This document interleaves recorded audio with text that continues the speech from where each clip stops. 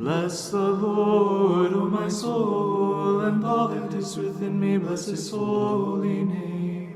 Hi, thanks for tuning in to Armor of God again. And as always, thank you so much everybody for taking the time to be here with us. And hopefully you'll be edified with what we've put together for you here. Well, this will be another video released for the weekend, so it's going to be a very short video this time. So I'm going to share a clip from my interview with Father Joseph Iannuzzi before, where he answered one of your questions. Is it right for Catholics to be soldiers and be part of war? How can Catholics justify the Crusades?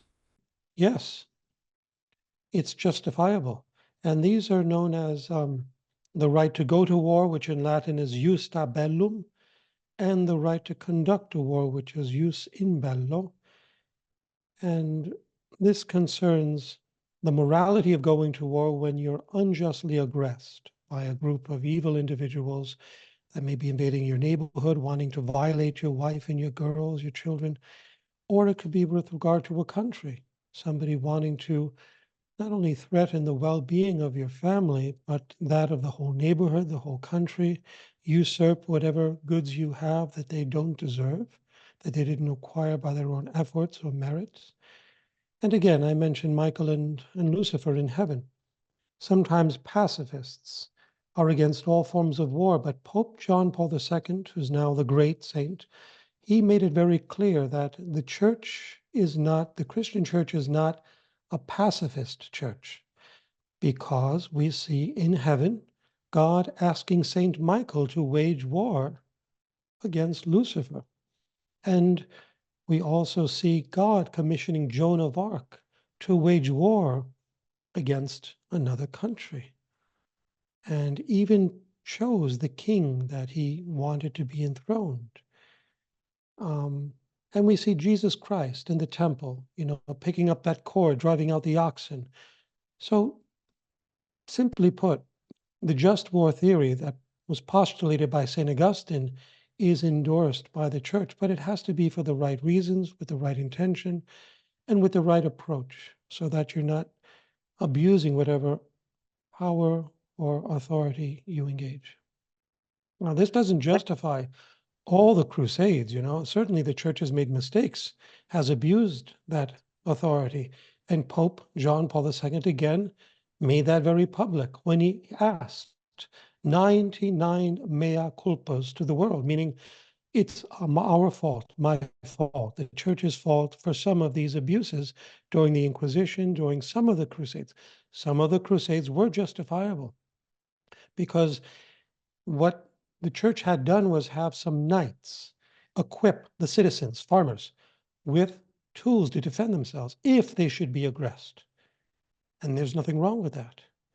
But when you go beyond that and you start to go past that mark of discretion, prudence, temperance in the moral field, then it's overdone. And this is why Pope John Paul II did ask for 99 mea culpas for some of the mistakes in the church of the past.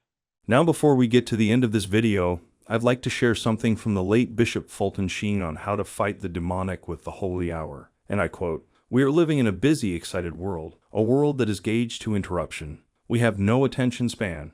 These words were uttered by him some 50 years ago. If we had no attention span then, how are we doing today? And his remedy was the daily holy hour, in which he said, "This, my good brothers and sisters, is the reason for making the continuous holy hour. We come into the holy hour with the cares of the world weighing on us. As we remain with him, the earth begins to fade away. We are more conscious of the presence of Christ. At the end of an hour, very often we are reluctant to leave. Remain with us, dear Lord, the day is far spent."